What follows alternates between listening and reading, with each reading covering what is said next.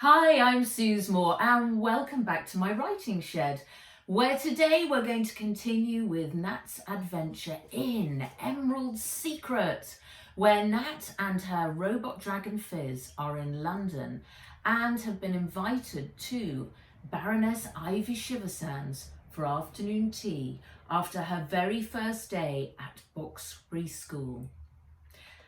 Today we start with chapter 6. Tiger Style. Nat crouched down in horse stance, her legs wide, bare feet firmly planted on the sparring mat. She opened her arms and tried to focus, channeling energy into her fingers, clenching them into a claw shape. Opposite stood Jamuka, eyes fixed upon her, waiting for her next move. They were in the Junko's white-walled dojo, where even on the highest seas, he'd insisted she did her daily kung fu practice. It was only 6 o'clock in the morning, but the morning sun was already throwing a pale light against the newly meshed, screened portholes. A lazy fly must have hitched a ride from a warmer climate, and it buzzed across her vision, coming to land on the sleeve of her red kung fu jacket. Irritated, she flicked it off. "Do not be affected by another life passing by. Retain your unwavering focus," said Jamuka. She threw up her arms and flopped down onto the mat. Zoinks! I can't do unwavering focus this morning. Do I really have to go to this new school? The sick feeling again. Her whole school life to date had been at Wayward School back in Hong Kong, up on the peak. She couldn't say it was her favourite place on the planet, but right now she'd happily agree to go there 7 days a week if it meant she didn't have to go to Boxbury. Jamuka folded his arms across his chest. "Bao, it is your parents' wish that you go." Was. I bet they hadn't really thought it out, sending their only child away to school on the other side of the world. It's child cruelty. Please, can we go home? I'll do anything. Jamuka put his arm around her shoulders. "You already know my answer. I am duty-bound to follow your parents' wishes, and I am your guardian. Now, channel that negative energy into a positive final few minutes of Tiger Style." Even from the grave, Nat's parents ran her life. "Ready?" Outside, the sun disappeared behind a cloud, casting the dojo into shadow. Nat blinked. Jamuka was back in place, awaiting her move.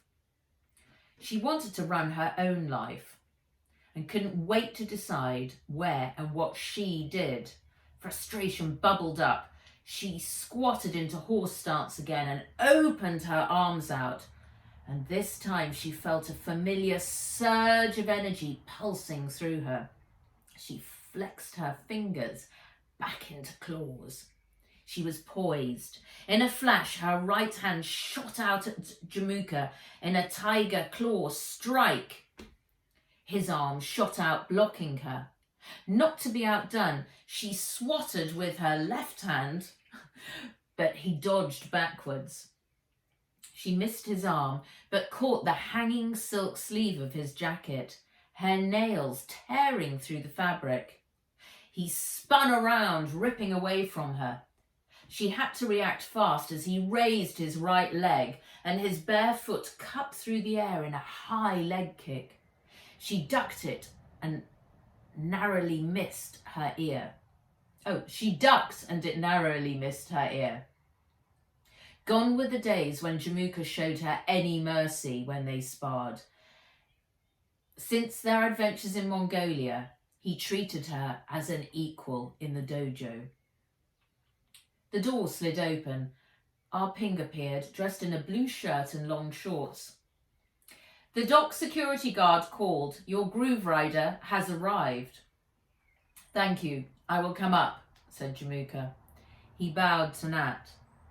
Good work, Bao Bao. It is time to get ready. Back in her cabin, Nat found Fizz perched on the edge of her breakfast bowl.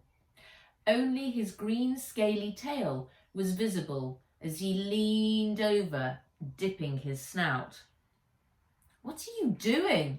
She said, crossing the fur rug to her desk. His head popped up. The tip of his snout was covered in a white cream.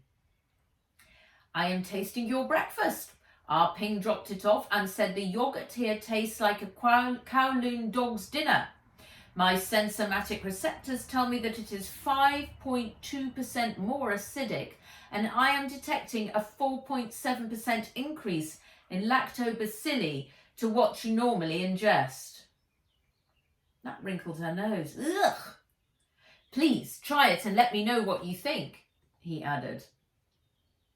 She used her jacket sleeve to wipe his snout clean.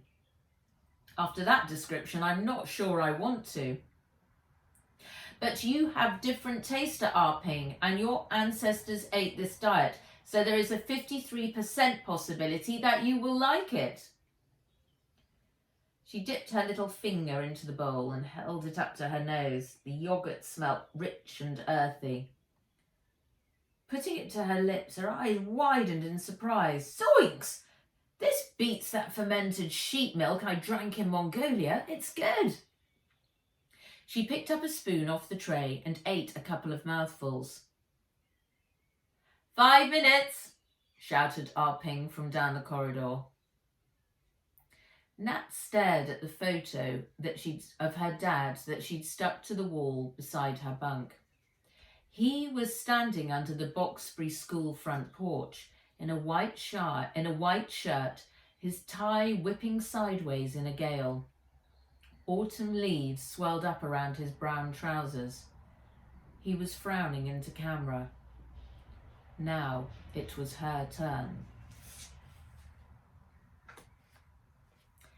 Chapter 7. Mr Limpet.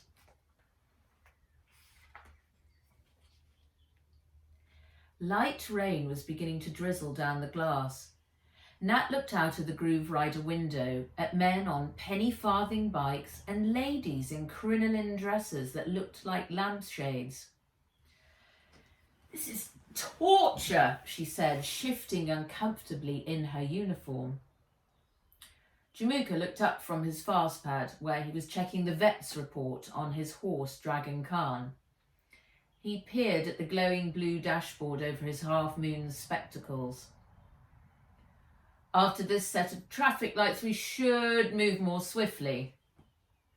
The groove riders started to glide forward again, and a few minutes later, they turned into a handsome square and came to a smooth stop.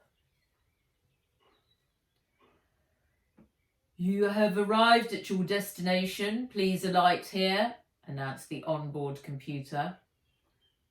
The Plasto-Bend doors automatically slid upwards, curving into their slots on the roof of the groove rider. A cool blast of air invaded the cocooned warmth inside. Nat's stomach did a somersault. Ready, Bao Bao? Said Jamuka, slipping his fast pad into his suit pocket. She frowned and put the top hat on her head. A girl in the same uniform walked by with her veil covering her face. Nat pulled hers down too. No, I'll never be ready for this, but we might as well get it over and done with. She hitched up her skirt and stepped out onto the pavement, across from a small park surrounded by high black wrought iron railings.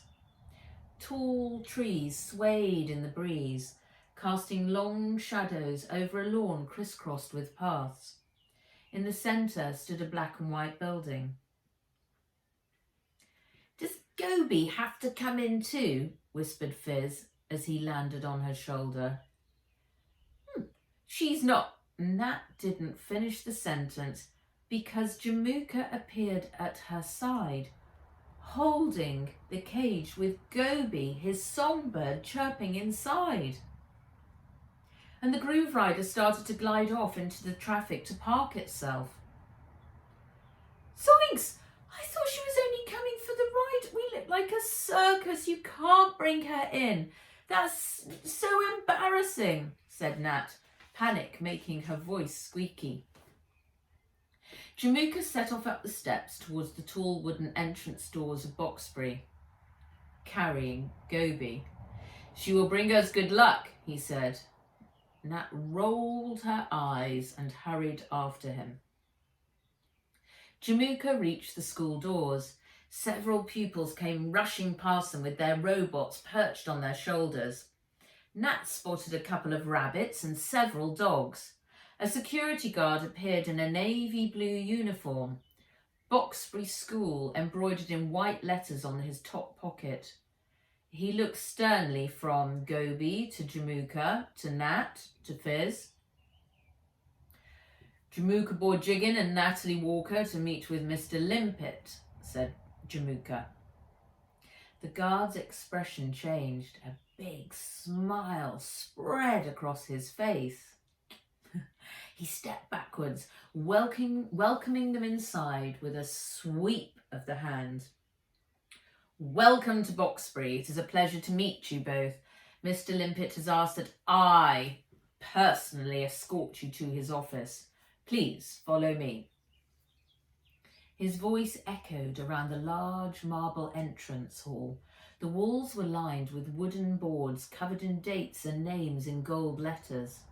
Nat peered closely at the first one and saw it was a listing of the Boxbury girls' first hockey team from a couple of decades ago.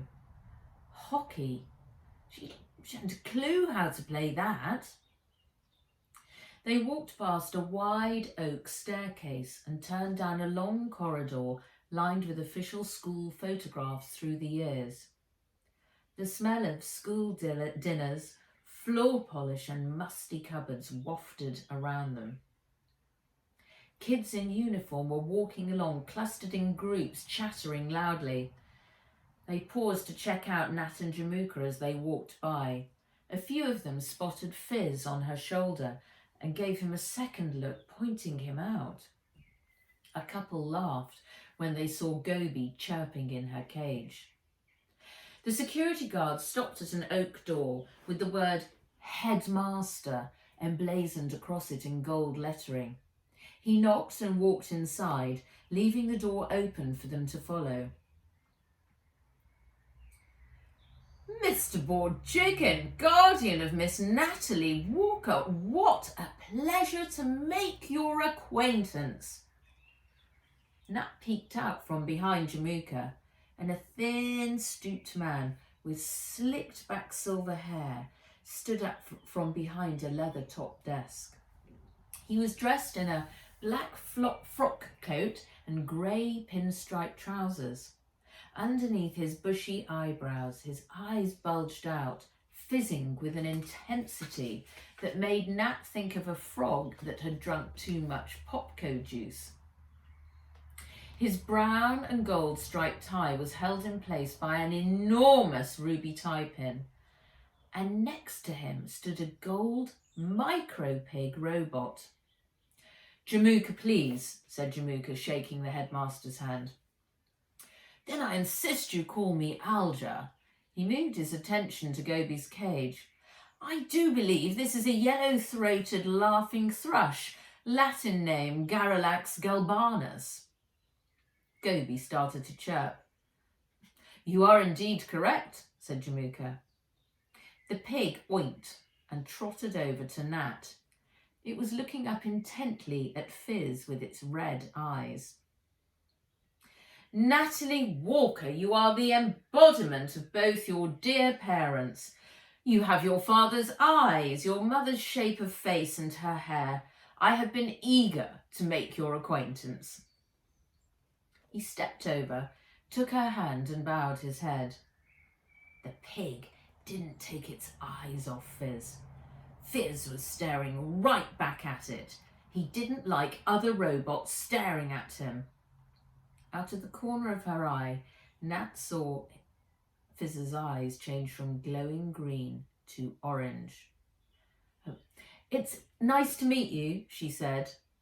Alger looked across at Fizz. Reaching into his top pocket, he pulled out an old-fashioned gold-frame monocle, fixed it to his right eye, and peered in closely. A thin wisp of smoke spooled out of Fizz's snout. Nat held her breath. "You are magnificent," said Alger. "My dad made him for me when I was born," said Nat. Fizz's eyes changed back to green. Panic over. "Quite magnificent," he continued. "A masterpiece." Fizz ruffled his scales like a preening peacock. "Thank you, sir," he said. "Sir?" Nat raised her eyebrows. That was a first for Fizz. Alger removed the monocle and stood back, shaking his head. "Max Walker was a challenging boy, always asking so many questions in my ancient history class. So much energy in him. I wondered how he would ever channel it all." He looked Nat in the eye. "And now we know! He created Spin and made it into the biggest computer games company in the world, becoming mega rich in the process. What an achievement!" There was a knock on the door. "Enter," said Alger. A tall girl with dark hair, who looked a couple of years older than Nat, walked in with a black poodle robot walking alongside. "Ah, good timing. Natalie, this is Saskia Shiversand. I have personally assigned her to show you around the school and help you settle in." Chapter 8. Class.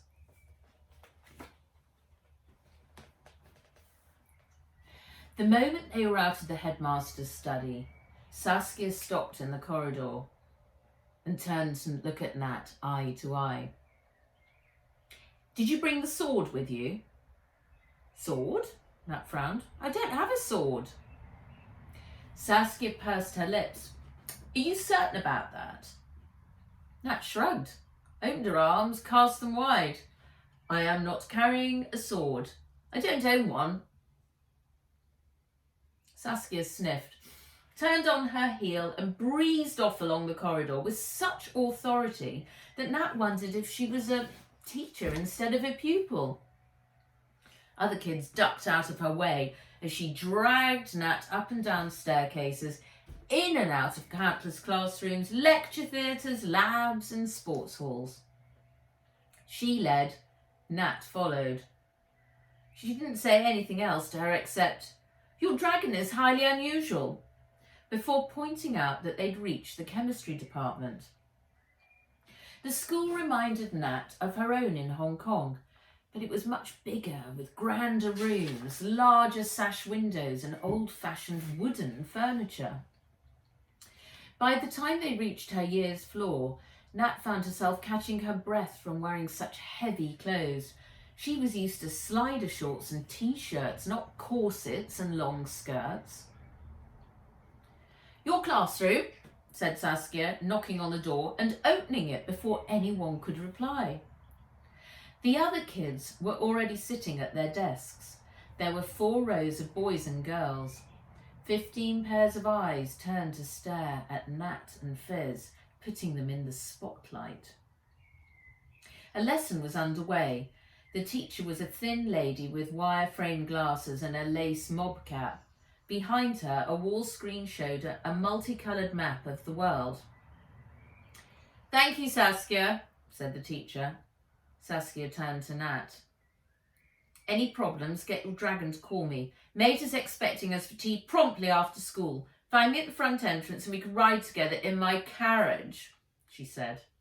"Carriage?" Before she could reply, Saskia swished her skirts around and flounced out of the classroom door.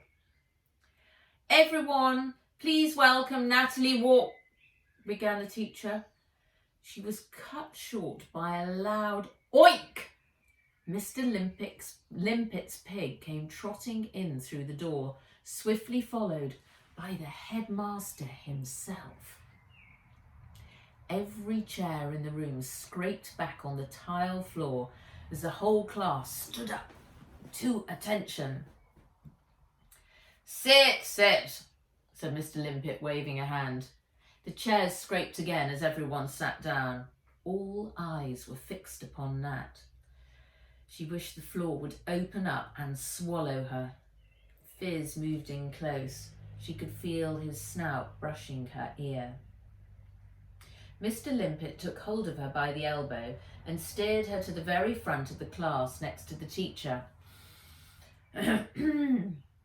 He cleared his throat. Now then, it gives me the greatest pleasure to introduce the newest member of the school. We are most honoured and privileged to welcome Natalie Walker into our midst. She has come all the way from Hong Kong. Her father was an old pupil of mine who went on to stellar ascension in the world of computer gaming.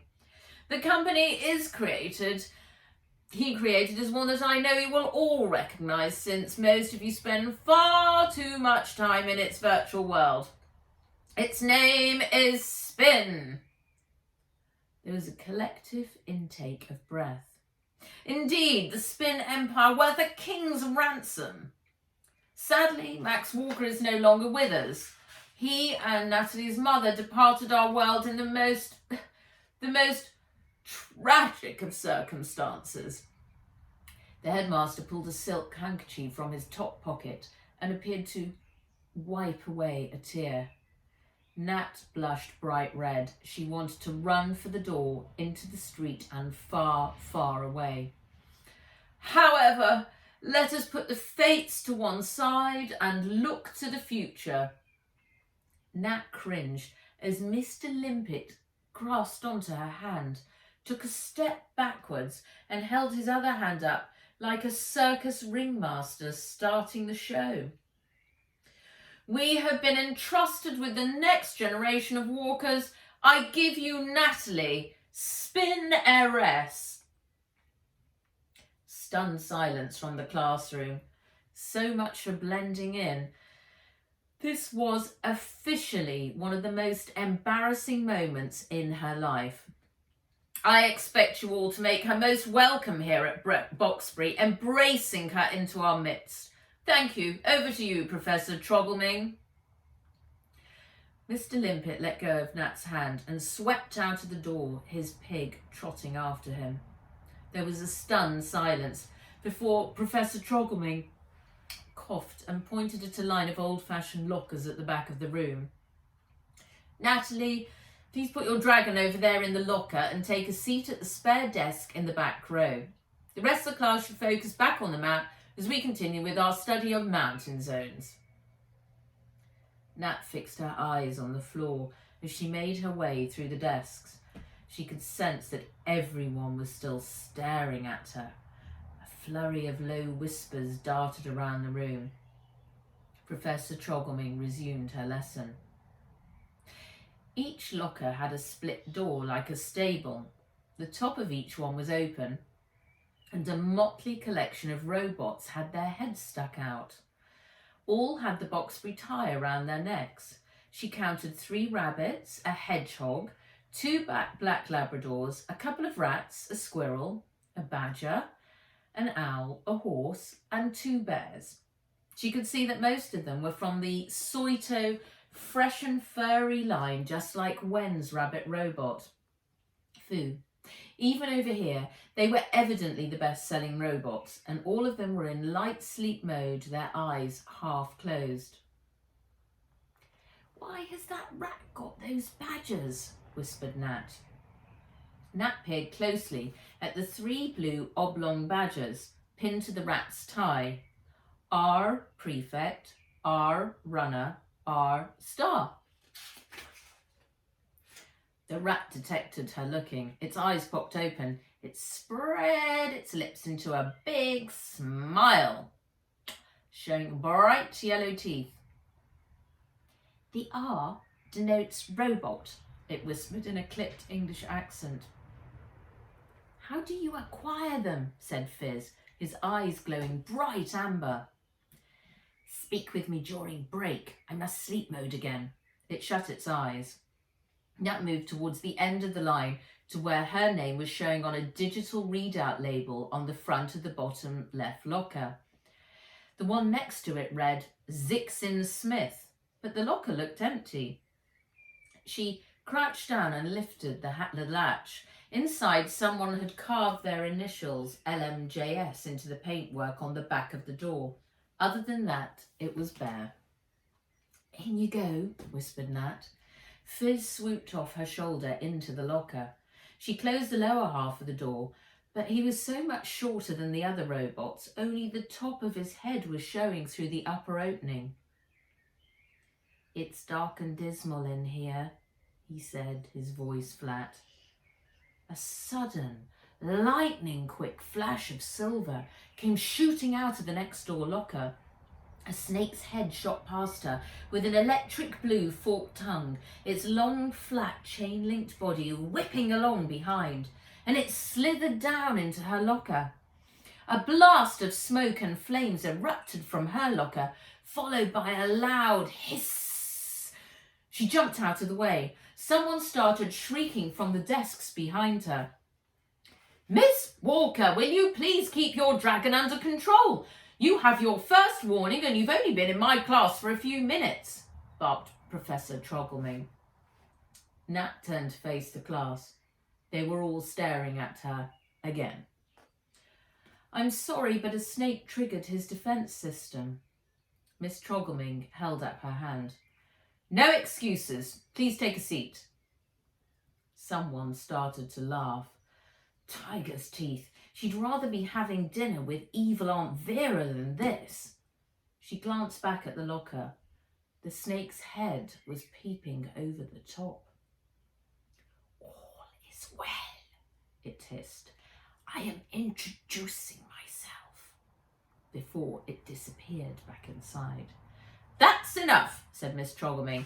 Eyes back to the screen, please, and take your seat immediately, Natalie. Nat made her way over to the empty desk. She pulled back the wooden chair and sat down, and her desktop activated. The top slid up to form her screen, revealing a keypad and writing tablet below. The screen lit up with the map that was showing on the main screen, and her name was displayed in the top corner. Zixin, since Charlotte doesn't know the answer, perhaps you can enlighten us, said Professor Troggleming. It's the Nilgiri, a range of mountains that forms a part of the Western Ghats, came the reply. It was a bit of a drawl of a voice, and it followed up with a yawn. A green flag popped up on screen over the Himalayas. Nat turned to find that Zixin was her neighbour. He was sitting slouched back in his chair, evidently very bored. He wore the boy's uniform of long brown frock coat, high-collared white shirt and brown pinstripe trousers. He turned to meet her stare. He had black spiky hair with 2 stripes inked across each cheek, and his brown eyes glazed over. Then he opened his mouth, and Nat nearly fell off her chair in surprise. His tongue was forked like a snake. He grinned, flicking it up and down, just like his snake robot had done to Fizz. I think that's a good place to stop. The end of chapter 8. Tomorrow we'll continue with chapter 9 of Emerald Secret. I hope you've enjoyed this, and I look forward to seeing you again tomorrow. Stay well.